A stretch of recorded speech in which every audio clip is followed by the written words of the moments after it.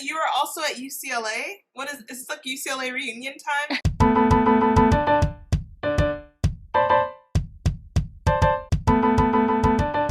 How are you doing? Good. Uh, did you have Good. classes today? I did not. Yesterday was my last day that I really teach. Tomorrow on Monday, I teach on Mondays and Wednesdays this semester. And on Monday I'm gonna have my last like wrapping up session with my students. Yay. Yeah, Yeah. Yeah. What yeah, about you? I Teach? teach on a Monday, Wednesday schedule too. It's really Oh, nice. nice. So why don't we get started? Hi, everybody. I'm Dr. Chi here, Dr. Suji, and I'm here talking with Dr. Jung-Kim about her work on Korean culture and history. And could you tell us about yourself? Mhm. Okay, I have a PhD in Korean history and I teach a whole bunch of different classes at UCLA. I teach courses on upper div courses on Korean history that are primarily for majors, but I also teach some just undergrad courses, lower div courses on things like Korean popular culture, intro to East Asia, and I teach a fairly new course on East Asian foodways, where we look at how East Asian food has interacted with food from the West, and also kind of made a reverse migration back. Like, for example, California rolls, which definitely are not authentic sushi, but they kind of were invented in America, and then it's interesting how it's also gone back to Japan. And like, for example, things like Panda Express, which is not authentic, but then it's also gone back to Asia. So it's, all these intersections and constant um, evolving of foods. Got you. Interesting. So, you're a K-drama fan, it seems. What are you watching these days?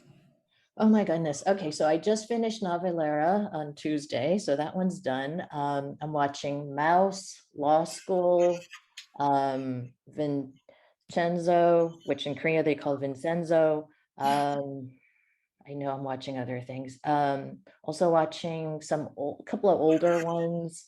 Um, oh, another one that's current is A Good Supper. It's the daily drama, and it's kind of, I don't know why I'm just so obsessed with it. It's like I have to watch because it's a daily. It's kind of fun to have something on every day. Also watching a couple of older ones.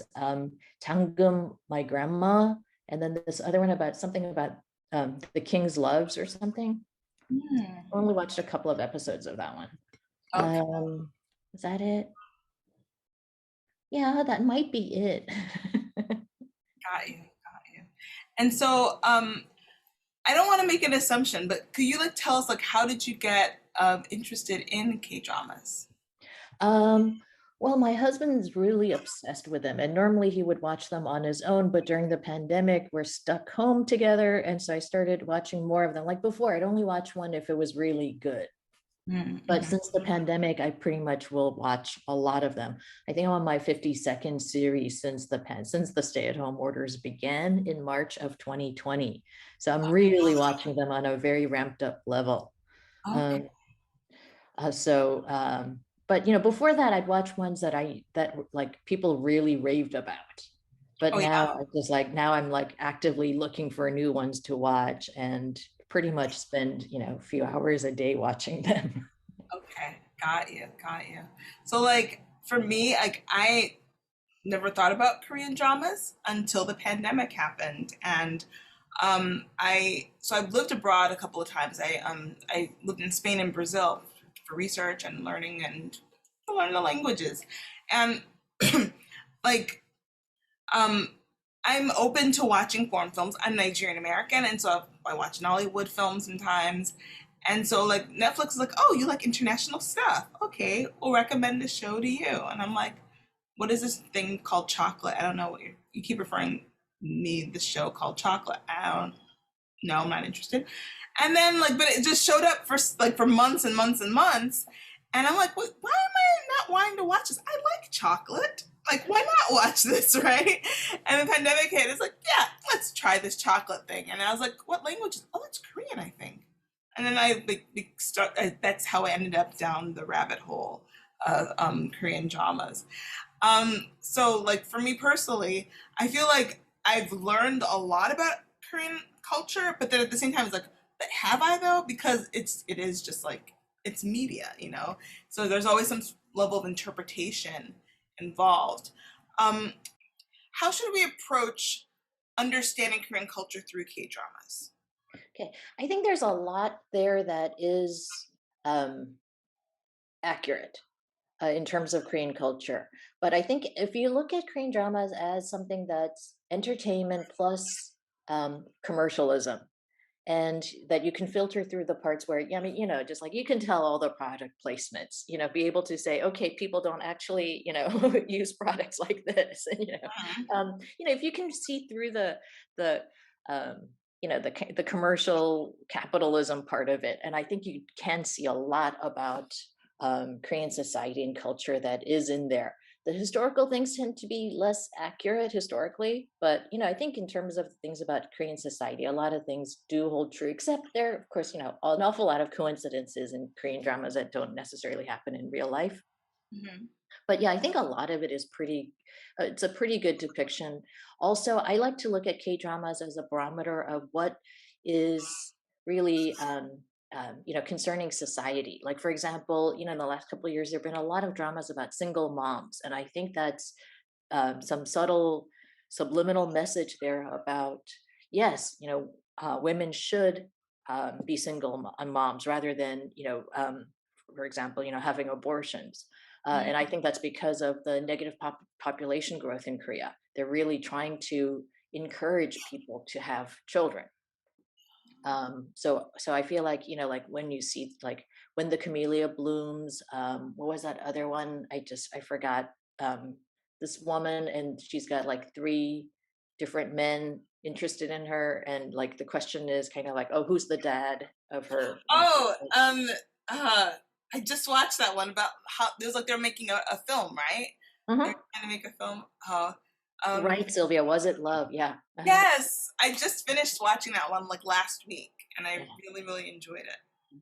Yeah, so I think with these, that's, I mean, so I like to watch them to see what are the, issues right now. Itaewon class, definitely. The transgender character, the character who um, um, was had come to Korea looking for his birth dad. So these stories, I mean, there are elements of it that are very accurate of what Korea is really concerned with right now. Mm, interesting. I hadn't thought about it in that way. That's the themes that they're particular themes that are emerging because Korean society is seeing those things as like being salient or something. It's like maybe a social problem or a social issue in the society. So, in our communications beforehand, we talked about historical dramas, and just now you mentioned that like they're usually very inaccurate. And I remember saying like I don't really watch them very much, and I remember you saying like I don't watch them either. Can you talk to us more about like your experiences with historicals? Yeah, I don't like to watch ones that try to be really accurate, and I think some did a better job than others. Like Taejangam Jewel in the Palace was fairly decent, and they really explain like a lot of the foods and different medical concerns, things like that. But like Queen's Hunduk, which is an old one, but my students often say, "Oh, can I write my paper on that?" And I'm like, the actual historical stuff that we know about Queen's Hunduk is like 2 pages of a book.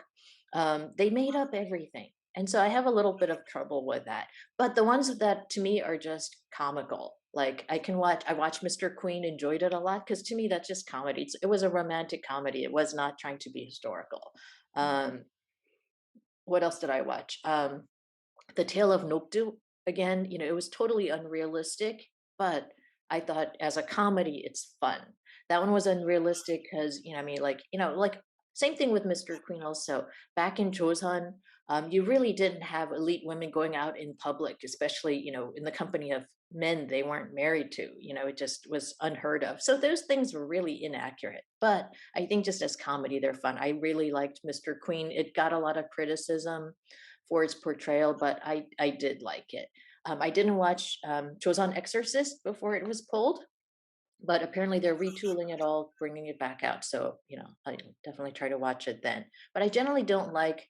I'm not that big on zombies, so I didn't watch Kingdom. Okay. So you mentioned that there is scandal around Mr. Queen. Can you talk to us a little bit more about that scandal? Yeah, they didn't like how the main character, the queen, was really kind of very brash and uh, the way she treated the king. So if you haven't seen it, the premise is that the main character is actually a chef from the present day. Somehow he had a near-death experience and he switched bodies with the queen from the 19th century, early 19th century. And it's kind of an odd premise, but so he goes there. He doesn't want to be her. He just wants to come back home, and he's very outspoken, very brash to the king, which really wouldn't have happened. So there's some criticism about that. Um, but I think it's fun because it's nice to have this really strong female character, as many dramas do, and she really transforms the king from this person who really had a bad reputation in real life, but then she transforms him, and he um and the two of them end up falling really in love with each other, and he becomes this king, and like he advocates, totally unrealistic. He says, maybe we should have this thing called an election that you talked about. I think he was like laying the groundwork for a constitutional monarchy, right? Hmm. Yeah. So are you telling me that that wasn't true? Not till 1894. Got you, got you. Yeah, I feel like I watched Mr. Queen. I really enjoyed it, and it's funny because like I normally don't watch Saguks. I tried to watch. I think that's how is that how you pronounce it? Sago. Saguk. Okay. Mhm. I remember trying to watch the something something scandal song ones. Oh, Song Jun-gwan scandal. Song Jung Won scandal with Park Min Young. I think she was in it. I watched two episodes. I was like, I just can't do this. And I watched another one recently, and I was like, I just can't do it. And part of it was like, I had trouble believing that people lived as long as they were saying that they were living. Like, where are all these like? There are a lot of middle-aged people here in these shows, and the thing about like women just walking about, like there's no problem with women just like going to the library or like the bookstore to go buy books. Really, could women do that? Yeah, elite women would not have done that at all. So yeah, it's quite unrealistic. And so, and the demographer in me is often like, will those people really live that long? What can you tell us a little bit about like how long people were living in the Joseon era or Yeah, I mean, I think that, I mean, life expectancy on the average was pretty low, but there are, even among, famous figures, people who live to be, in their 80s. So I would say, although it wasn't the norm, some did live quite long lives. Mhm, mhm. I guess Okay. it really varied. But again, these are, elite aristocrats, not peasants who are working, in really harsh conditions. How come they don't show K dramas about those people, about peasants? Yeah, I think Mr. Sunshine was the closest, where the main character, is supposed to be a lowborn who somehow, I mean, for a lowborn, how does he end up in America becoming an officer in America? Totally unrealistic. And then going back to Korea. So yeah, I didn't watch Mr. Sunshine. That's another one that I thought was not realistic enough. Okay, got it. You mentioned Joseon Express and that there was drama around that. I haven't seen Joseon Express. Like, what was the premise of that one? Oh, Joseon Exorcist. Oh, So Exorcist. yeah, so that one is supposed to be where King Sejong, who's really the most beloved, most honored of the Korean kings from Joseon, how he's kind of like dealing with like, I don't know, like demons or something, and it makes him look bad, which Korean people did not like because he's so revered in Korea. And also, there was a lot of, I think it made Joseon look kind of very pro Chinese at that time, which on one hand, I mean, they are looking up to Ming China, but not to that level. So yeah, that's really, so it was twofold, not only about historical accuracy, but also about, I think, really the Chinese production company that was involved, and somehow maybe that also had a commercial reason why they were playing up China. Also, you see, like there's a lot of product placement in Korean dramas because that's how they make money. You see that oftentimes there's one car company that will be the product placer, and Mhm. everybody drives that car. Like in It's Okay Not to Be Okay, the nurse was driving a Volvo, which was a little bit odd. I didn't catch it, but my husband said, "Oh yeah, they talked about how just like for her, she says, you know, she doesn't need a fancy house, but she has to have a good car." So that's how they work that in there. But Oh. just like the cars, are very lavish.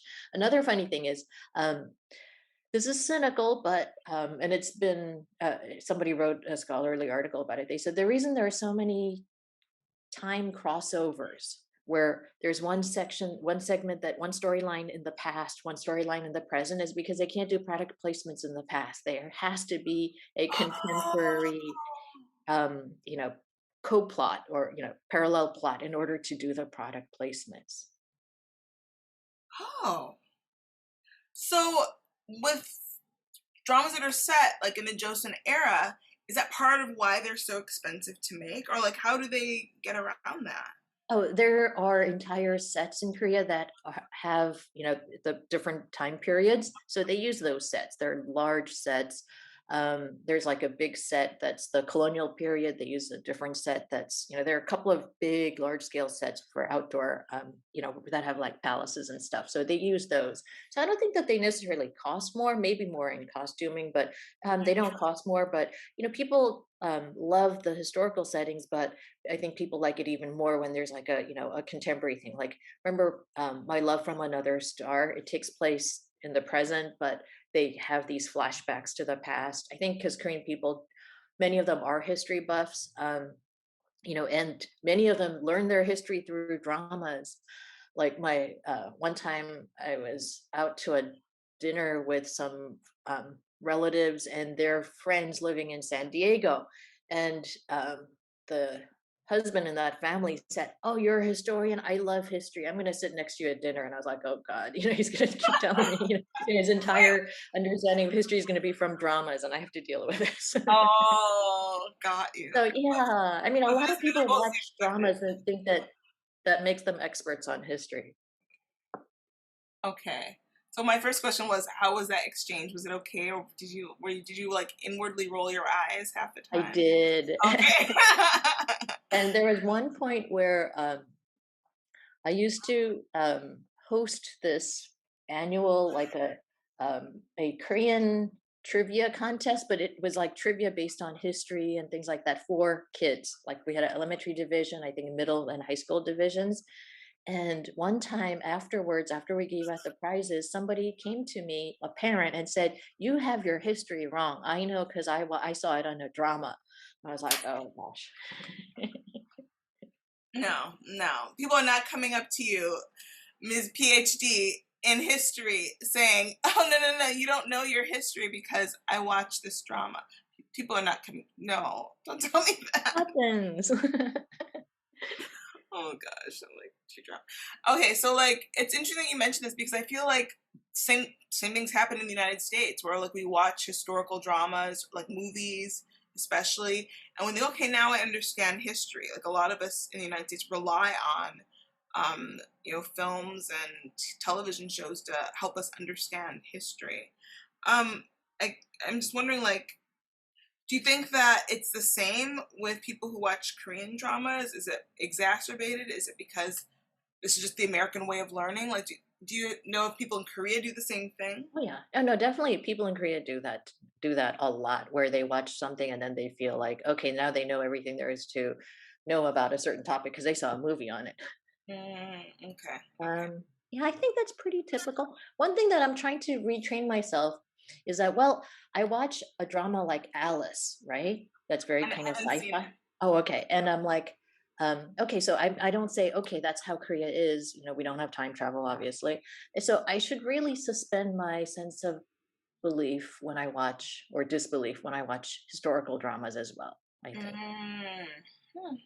I don't know, but yeah, I know what you're talking about. There's time travel doesn't exist. Like, speak for yourself. I time travel all the time. Um, so like I wanted to, so you brought up the relationship um that South Korea has to China and how that there's like entire like Chinese production companies that have an influence on Korean dramas. Is that still the case? Like I remember like hearing here and there, like reading pieces here and there about tenuous relationships between China and South Korea and how it's demonstrated itself in K drama land, where like China has like stopped having a lot of products come from South Korea. Can you talk a little bit more about that? Like, what is the relationship these days? Yeah, so when South Korea deployed the terminal high altitude air defense system, China protested by basically saying that Korean entertainers could not perform in China. They really blocked a lot of the even the airtime that Korean dramas had in China, and they didn't let Chinese tourists go to Korea for about, I think it was about a year and a half. That's Oh, eased up, but there's still, different tensions. And then a couple of years ago, Korea and Japan entered into kind of like a trade war. So it's, a lot of economic, political, diplomatic things going on that all overlap. So in terms of China, things have eased up. There's still, Chinese tourists in Korea now. And Chinese production companies, are involved. Like even in America, I see a movie and opening credits. You see, like a Chinese production company had a part in some big American blockbuster film. Things like that we see. So the Chinese are really diversified. They invest so heavily in so many different things. So I'm seeing more and more dramas that have a Chinese co-production. Um, so there's that. What else was it? There was a, I forget which film now, but there was a film, like for example, it was produced in Korea, and they did all these co-productions in different Asian countries, um, where it's the same theme, but instead of just saying, okay, you can buy this storyline, the Korean original Korean company did co-productions in different countries, and so it was really interesting. interesting that the same movie was remade multiple times. I cannot remember right now what it was. I'd have to check my notes. It's interesting because I was just talking to a person on Clubhouse about the drama Mother. She was like, "This is like one of the best dramas I've ever seen in my life. You have to see it." And I was like, "Okay." And so I went to this webpage, My Drama List, that I learned is a thing, and I'm like, "Oh, this is amazing!" Like you can like look up films, whatever, or shows, what have you. And I looked at Mother, and there was like 20 versions of this drama Mother. There was a Japanese version. There's like a Thai version coming out, or it's already come out, what have you. So I wonder if that might have been like one of those like Yeah, you yeah, can maybe. What's interesting is this is not a drama; it's a film. But My Sassy Girl was originally an internet novel. So before webtoons, they when phones weren't, they couldn't have a lot of graphics. There were internet novels, and so My Sassy Girl was an internet novel that became a very popular romantic comedy in Korea, and it was remade in Japan as a drama series. It was remade in China. It was remade in India, and it was remade also in America. The funny What's thing it is, the called here? American one, My Sassy Girl, it did not go over because certain things. I mean, the Indian version went over really well because there's so many similarities. Like there's a scene where, there's one storyline where the parents are trying to set up the girl with different men. Works in India, doesn't quite work in America because we do not, parents don't set up our children on blind dates with the intention of getting married to that person. Also, there's a scene where or one of the opening scenes where the girl, the main character, is really drunk. In the American version, you watch it and you're like, oh my gosh, she's got a problem. You don't look at it as, oh, that's funny. You know? Oh, that's interesting. Okay, so some cultural things are just not going to translate well for to Yeah. a U.S. audience. Yeah, there's a scene in the American version where the guy doesn't know what to do with this drunk girl he sees on the subway, so he takes her back to his dorm. The thing is, and then he ends up in dorm jail. I'm sorry, we don't have dorm jail. If Norm jail. anyone is going to get in trouble for date rape and he's going to go to real jail, there's no dorm jail. You're right. I mean, so like, wait, in the Korean version, did they have sex? Like, was No, no, he takes okay? her to a love motel because he doesn't know what to do with her. So he takes Oh, her to a love motel, but then the cops do come. The cops are alerted, and they do come to the love motel and they arrest him. But there's oh, but certainly they no don't do that in dorm the there. U.S. version. No, that's in the Korean version they did that. Oh, That's and yeah, I don't interesting. know why, also, I guess in the US version, I mean, frankly, you bring a girl to your dorm, it's not a big deal. That's But true. they were trying to make it seem like it was a big deal. Dorm jail. I Other love than she's, drunk and passed out, which is not good. But No, I'm surprised that wouldn't be a reason for somebody to call the police in the yeah, U.S. version, because we've seen yeah, lots of like even high profile cases like that where guys are taking advantage of yeah, women who are inebriated, right? And yeah. can't give consent if you're inebriated. So you mentioned that um, there were tensions between Korea and Japan recently. I was like, I wonder if that overlapped with that drama, The King Eternal Monarch, because there was this like storyline about like a potential attack on Japan. And I was like, where did this come from? Mhm. I don't know. But I wonder if that might be where it came from. Yeah, it was about during that time. In fact, still, it's interesting because because of the 35 years of colonial experience and all the, I don't know, rivalry between Korea and Japan, even after that, it really continues to play out. I was in Busan during the Beijing Olympics, and I was in the big famous seafood market where it's an entire building, and it's the entire place is a seafood market or seafood restaurants. I was there, and it was the Japan Korea baseball game, and every time the Korean team got got on base, it was just like the whole building was shaking in thunderous, applause and shouts. So there's definitely a lot of rivalry between the two countries, and so you see that continue to play out. My good friend was living in the States for a year, and I asked if I could buy her son a Nintendo Switch, and she said no, it's Japanese. Oh, I was like, you're turning down a free Switch? wow. And I wonder how our son felt about that. Well, Too bad actually, you I don't. think the same thing. I mean, he was okay with it. Okay. I mean, like it's so ingrained. Even though actually her Yeah. parents own a house in Japan, and they used to go like once a month to their house in Japan. Wow. Interesting. Huh. Yeah, Sylvia says, yeah, the Japan shade is real. Yeah. Mhm. Eating pepperoni over Pocky every time. I didn't know that there was a difference. Yeah, Pepero is the Korean brand. Pocky is the Japanese brand. Yeah. Oh, uh-oh. And now I'm like, oh my gosh, am I gonna get caught up in the Pocky Pepper Wars? So I'm like, I like them both. I don't know. I have another question for you. So I study race and ethnicity, right?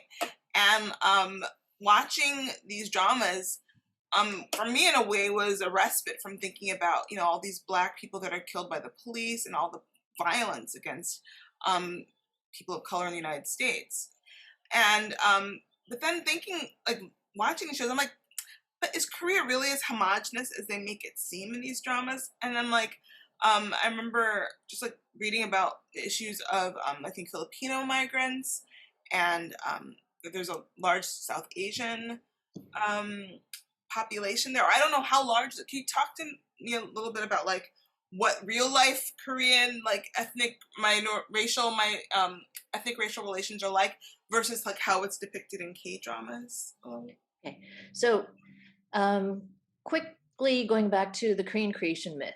So the son of the Lord of Heaven comes down to Korea with a bunch of followers, and he finds a bear, talking bear, and a tiger who ask him to make them human. So he tells them to go into a cave and eat only mugwort and raw garlic for like 100 days.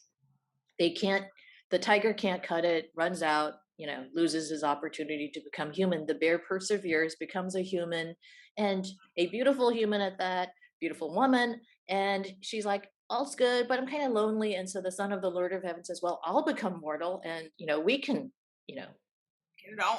marry or whatever. And so they do, and then they have a child who becomes the founder of Korea. And I'm like, I'm sorry, that is the ultimate biracial child.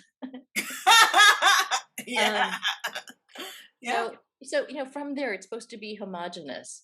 But in reality, throughout history, there have been many people who came into the Korean Peninsula, people who went out of the Korean Peninsula. So so this whole homogeneity is really a myth.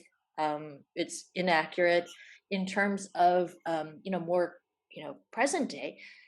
Anywhere between, 10 to 20% of marriages right now are in Korea are between a Korean and a non-Korean. So it really is very quickly changing into a multicultural society. The fact is, there's still a lot of hierarchy.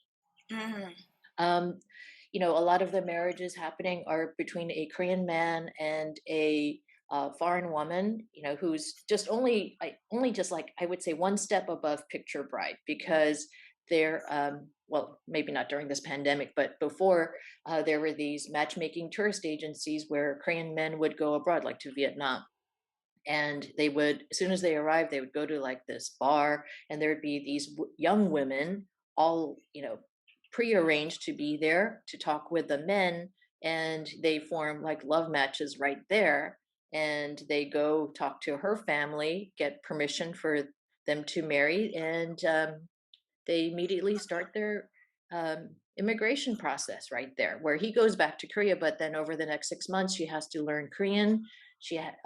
Because this is a requirement that in Vietnam, in order to get a marriage visa with a Korean man, you have to pass a certain proficiency test.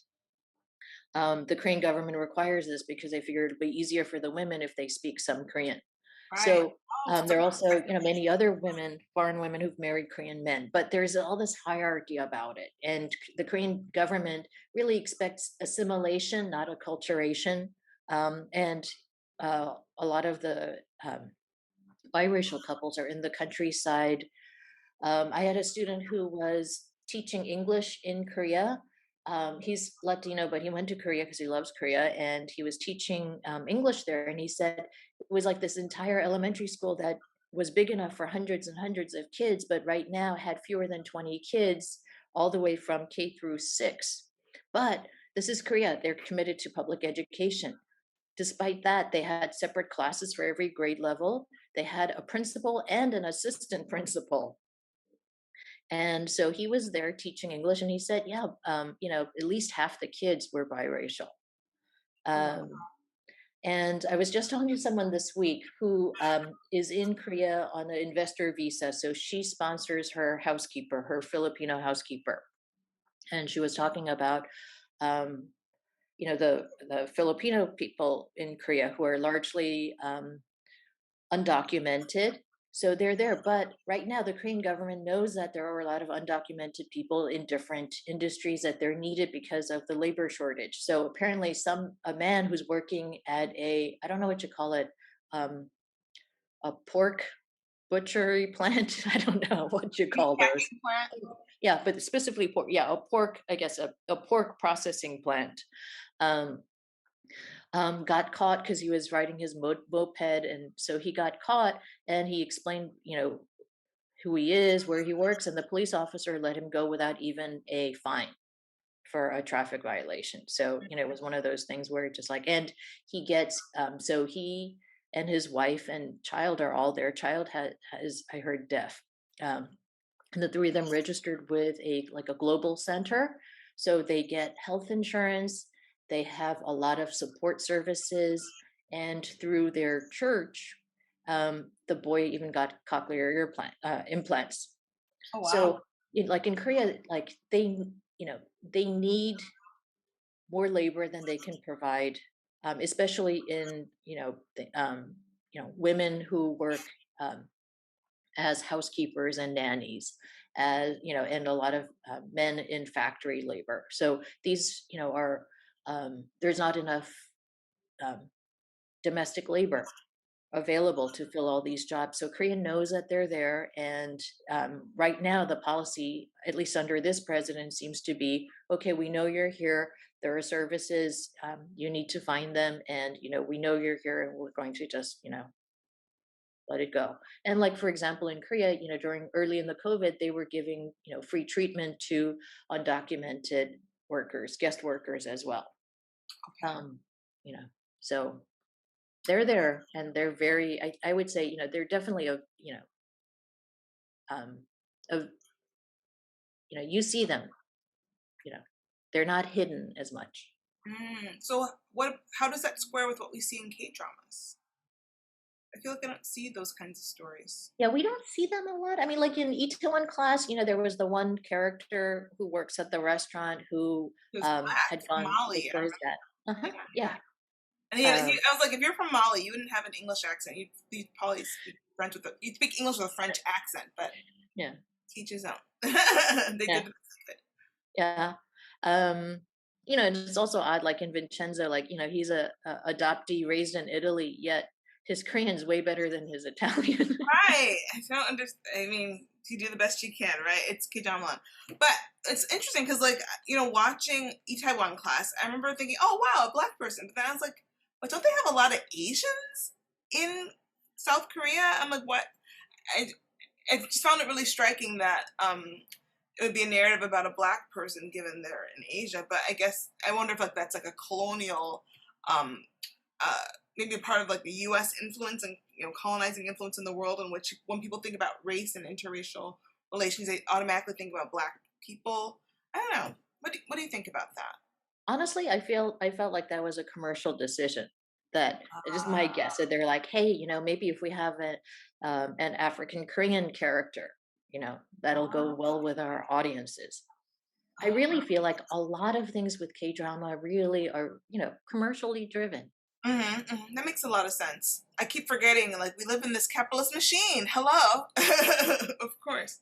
Mm. Hmm. In Hospital Playlist, June 17th, season 2 comes out. In Hospital Playlist, the uh, Wooju's dad, the single dad, their housekeeper nanny was actually Chinese Korean. Okay. Mhm. Oh, I didn't notice. I didn't Yeah, the recognize. accent gave it away. But yeah, Ah. so but you don't, so you saw her character, That's interesting. but So you I don't wouldn't have see picked it a up lot. on that because I don't Mhm. speak Korean. I'm like Yeah. watching with subtitles, trying to read everything. Oh, interesting. Huh. Do you think that there are? I mean, I wonder, like, are there a lot of examples of that? Like, where me as an English speaker who doesn't like read speak Korean, like, if there might be like other examples of people who are like non-native Korean, right? Who are immigrants from other parts of like Asia, who I wouldn't read as different, but people hear them like, oh yeah, that person's a Chinese Korean, or that person's like Japanese Korean, or something else. I Mhm. wonder. Yeah. You see them, more and more, not as much in dramas, but I've seen some, more people in like reality shows, especially, like the competition type reality shows. So I think, I mean, definitely there's a bigger representation, still not enough, but I feel like, at least it's on the radar. It's moving in that direction. Okay, got you. So I have like one, I think, last question before I like let other people ask you because I'm sure they've got questions they'd like to ask you. So you use this term biracial to refer to people who maybe like the child of like a Japanese, Vietnamese, and a Korean person. Do Koreans see themselves as members of a race or like as like a distinct race? I know in the U.S. We're used to thinking about like East Asians as one race, but then like we're like, but I guess South Asians might be a different. We're confused. We don't even know what we're talking about. So Yeah, what? How do they see it in Korea? I think this is a really tough because, again, I say race is a cultural construct. It's not a real thing. Yet we still keep using the word race. Mm-hmm, mm-hmm. So I think we're caught in this, paradox here. Um, but in Korea, I mean, I think the word that they use is actually not multiracial, but they say multicultural. Okay, so they're thinking more Um, on ethnic lines, yeah, perhaps. I think so. Uh-huh. Yeah. Interesting. Cool. But of course, we all, because race is a social construct, we do use it however we want. You know. Mm-hmm, mm-hmm. And I would also imagine, like, because like you're translating, right, in a way, like you're speaking in English right now. And if I would speak, talking to you in Korean, you might probably use a different word, like the one that you were referring to. Mm. Okay, I think that's all of my questions. Oh, one. I was like, sorry. I'm sorry. I have one last question. So I've heard this term Koreaboo a lot, and I wonder about a lot of people in the West who, or outside of Asia or what have you, who like watch these Korean dramas and have these expectations of romance or like thinking that if they trip, this like Korean guy's gonna catch them, you know, and they'll fall in love. Have you like what do you think about how people are seeing romance or maybe going to Korea in search of romance right now? I would say that that actually began with Winter Sonata in Japan, and a lot of Japanese women actually were interested in Korean men after that. People going to Korea, even being willing to, being signing up with dating agencies to meet Korean men. So I would say it began then. One of the reasons why some people think that Vietnamese women were more willing to marry Korean men is because they watch Korean dramas, of course, and they had this expectation they're going to marry this young man who drives a BMW and works in a nice office and wears amazing clothes. And that's not the reality. Um, so there's a lot of that. Crash Landing on You, Lee Jung Hyuk, the male lead. Hmm. I totally fell in love with him. I don't like Hyunbin that much, but the character Lee Jung Hyuk, Captain Lee. Oh my gosh! Like I would leave my husband in a second for him.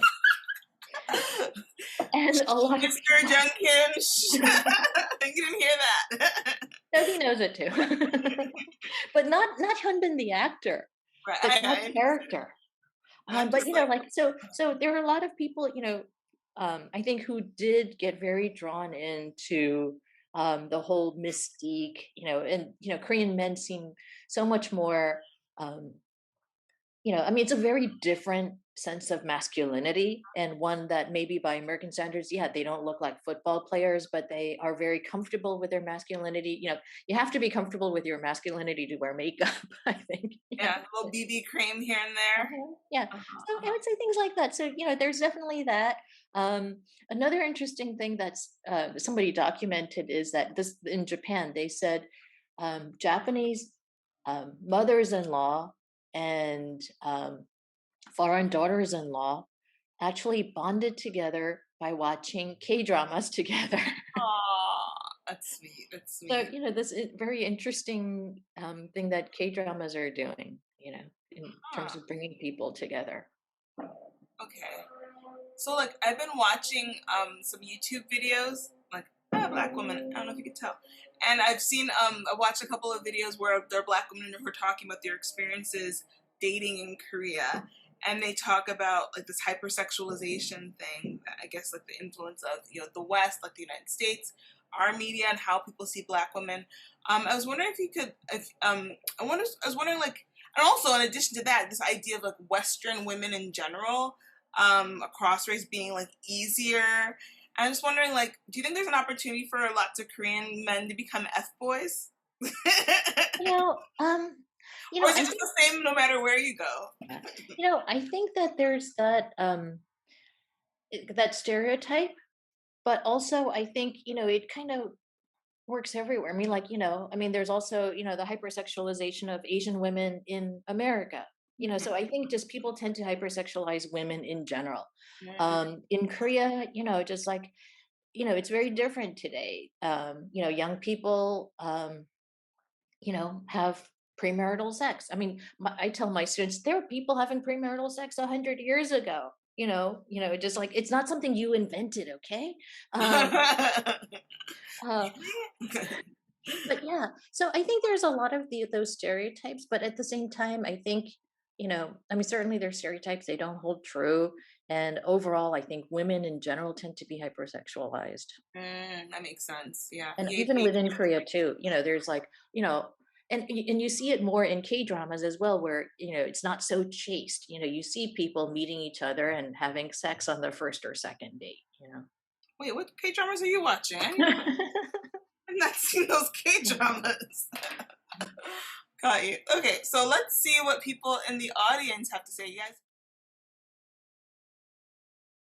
I think somewhere around, I don't know, or somewhere around the year 2000, somebody, a bureaucrat somewhere, realized that Jurassic Park, the original movie, made as much money as selling, like, I don't know, like a million Hyundai cars. And it's a lot easier.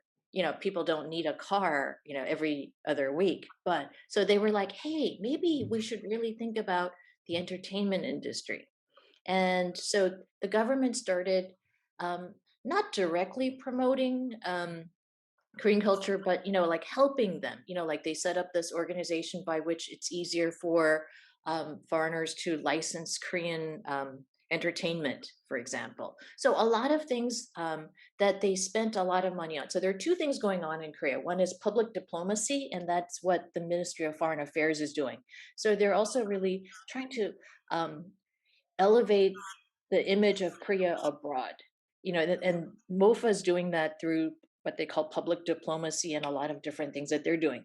There's also a lot of things being done by the Korean Ministry of Culture, Sports, and Tourism.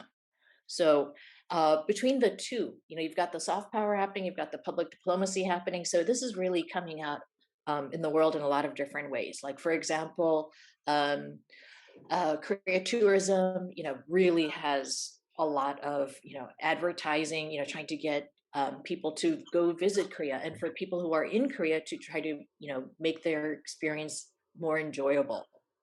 Like they started this whole like pseudo police. They're not really police, but they're like, like community service officers who speak multiple languages, and their job is to be in the tourist areas and helping tourists if they're lost, if they lose their wallet, anything like that.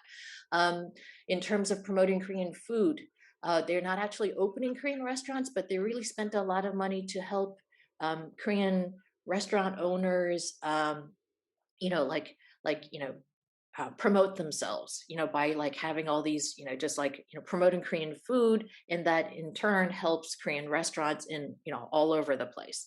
The Korean government also started this, bought this food and outfitted a food truck where they were in New York. Instead of selling Korean food, they were giving it away so people would try it, and then they would go to Korean restaurants on their own once they've tried it. So all these different things that the Korean government has done to try to promote um, Korean culture in terms of soft power. There are all these places giving very low cost Korean language lessons throughout the United States and abroad. So so the Korean government helped them start these local offices. They publish the textbooks. So all these things that the Korean government has been doing to try to promote Korean culture. And like when Parasite was doing well, they really helped push and promote Parasite. Of course, CJ Entertainment was doing that, but the Korean government as well. And just so all these different things that Korea is doing to try to promote itself in terms of soft power, but not just that.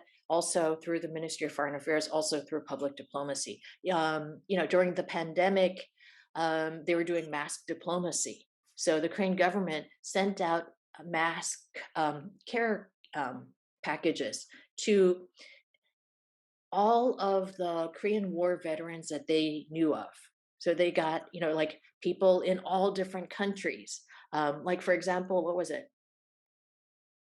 I want to say Ethiopia or Kenya was one of these countries where they sent soldiers during the Korean War. So they tracked down everybody that they knew of and sent care packages with masks and other things just to say thank you for your service. They sent them to Korean adoptees who are all over the world. They sent them to former US Peace Corps volunteers. Oh, wow. So, like things like this. It might not be a huge amount of money, but it's incredible PR for Korea. Wow. Of course, I teach on Korean popular culture. We start with a unit on K-pop, then we go to K-drama and other television shows. We do Korean films. We move to very short units on food, K-beauty, sports, webtoons. So yeah, I Oh, work it wow. all in. So this is a writing intensive class. So Mm. they have to do this for their writing credit. So I have them write one essay on K-pop, one essay on a TV show. It doesn't have to be K-drama. It can be like a reality show, like Running Man or something. And then one essay on film, and then they have to work all those three together somehow into a larger cohesive final paper. Korean Americans are the minority in my classes. Oh, Even in our language classes, that's the case. We have, well, at UCA, we have a lot of Chinese international students, but really everybody. In terms of our Korean major, we have, I'd probably say, you know, Chinese international students might make up the largest group, but we have, white students, we have African American students, we have Latino American students, just really everybody who, and mainly they get involved because, sorry, I've got this thing flying around in my room. Um, they get involved because they either watch K dramas or they get into K-pop, and K-pop and K-drama just go hand in hand. It seems like you can't like one without liking the other generally, although this group might prove otherwise. So yeah, and then they go from there, and then they just want to find out more and more. I also teach classes at the Korean Cultural Center. We're by Zoom. It's once a week. It's like $80 for a 12-week session on Zoom. It's really cheap. And most of the people there, it's like they want to learn Korean because they like K-pop or they watch K-dramas, and they're like, I want to learn Korean so I don't have to read the subtitles. And many people who do that also end up going to Korea and traveling there multiple times, because you can't, you know, get into K-pop or K-drama without eventually wanting to go see it for yourself.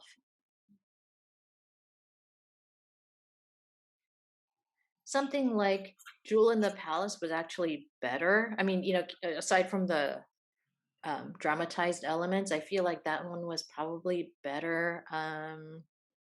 But in terms of real accuracy, not really. There's nothing that I would say is that accurate. Are there particular documentaries that people can watch that you would approve of for like wanting to learn about like Korean history or Um, culture? yeah, I don't think there's a whole lot about the earlier periods, mainly because there's so little known. Yeah, I can't think of anything that I'd really recommend. Mm. Um, When you say they're so little known, what do you mean? Like, because I understood it's like there seemed to be like a writing, yeah. society. I mean, we know a lot about Joseon, for example, but the earlier times, like, when we look at Queen Sunduk, she literally, I mean, in the entire official history, she takes up like 2 pages in the entire history. And it's mostly like, this happened in this year, this happened in this year, you know.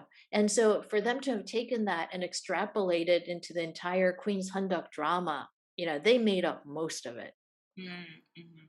Um, so yeah, I mean, that's what I mean by, there's a lot of just, license taken with the facts. Choson we know a lot about. Um, but yeah, but people are, even then really kind of, making it more fun. It's no fun to have a drama where, this husband and wife, don't spend a lot of time together, and they certainly, they respect each other, but it's not like this, like every night they're like, oh, talking You about need life romance. and books, and yeah, it'd be really boring Yeah, if yeah. they depicted it realistically. I don't think it's that unusual. I forgot I'm also watching Taxi Driver. Yeah, and some of that is really taken from real life. Another one that was taken from real life was, I'm so bad with remembering titles. What was the one where it was about a journalist and a lawyer teaming up together? Anybody remember? No, not Argon. Um, it was recent. And then the guy who played the journalist, he got caught DUI, and so they replaced him with a different actor partway through. Oh, And then that's there's a scene where, like, so delayed they hadn't finished, justice. huh? Yeah, Delayed yeah, yeah. Delayed justice. That's right. Google um, search. yeah, so that one also had a lot of, like real life elements in there. So I think, Koreans do use a lot of, these realistic cases to, as basis for drama. Hmm. So Um, I don't want to take up too much of your time. Does anybody have like a last question that they'd like to ask Jennifer before? Yeah, I think some of us watch way more. I mean, in Korea, they also have way more dramas than we have access to. So, there are other ones that they're watching. Koreans also watch a lot of news. Like growing up, my Korean relative said, you never call anybody at 9 p.m. because that's when everybody watches news. It's just rude to call somebody at 9 p.m. Oh, I mean, nowadays you have news 24/7, but so Koreans, I think, were avid TV watchers. They also like a lot of reality type, shows. Um, so I think it's not just dramas, but certainly pretty much everybody I know is watching some drama or another. They're not necessarily watching a whole lot.